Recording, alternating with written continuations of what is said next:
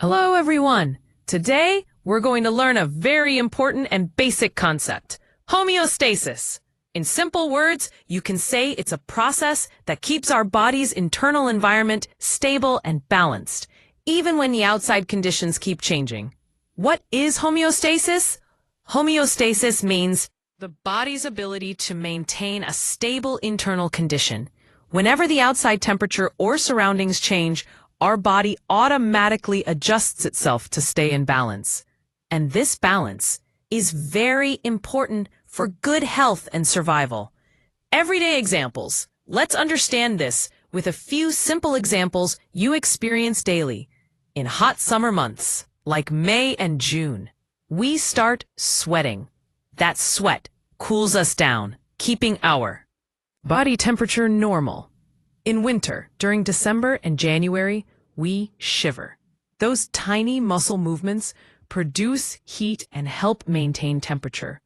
After eating food, blood sugar increases, so the hormone insulin reduces it.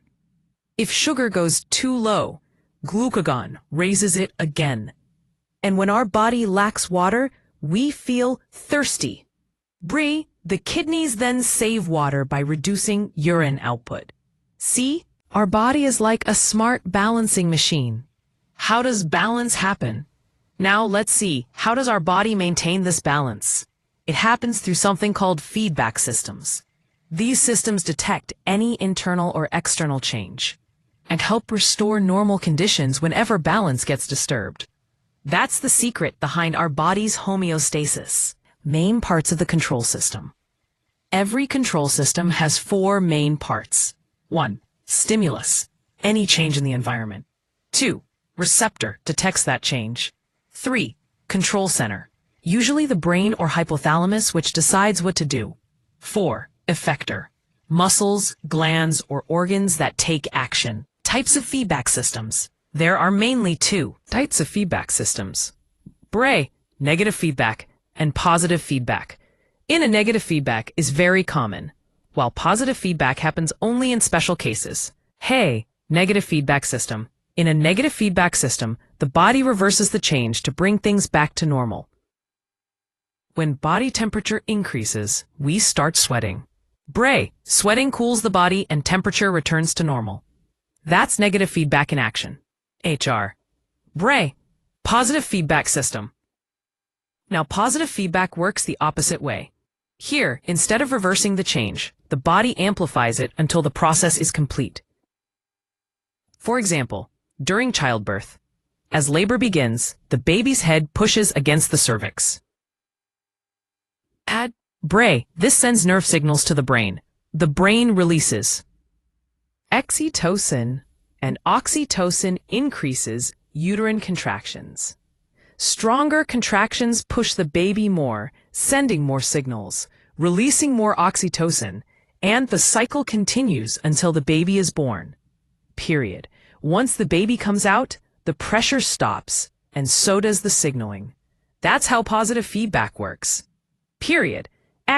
Strong organ systems involved in homeostasis. Different organ systems help maintain homeostasis, such as Different organ systems help maintain homeostasis. It's endocrine system. They send signals and hormones for regulation. Respiratory system or kidneys regulate water and electrolytes. And is so important. When homeostasis fails, problems can occur. When glucose regulation fails, when fluid balance is disturbed, heat stroke, when temperature control fails. That's why understanding homeostasis is so important for medical and health science students.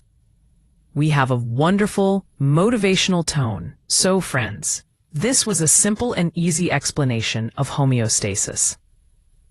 It's truly the body's amazing balancing act. This lecture series is made to help you understand anatomy and physiology in a simple, clear, and interesting way. If you found this helpful, don't forget to like, share, and subscribe. Share it with your classmates and friends so knowledge can reach more people. Thank you so much for watching. Amen. Keep learning and keep growing.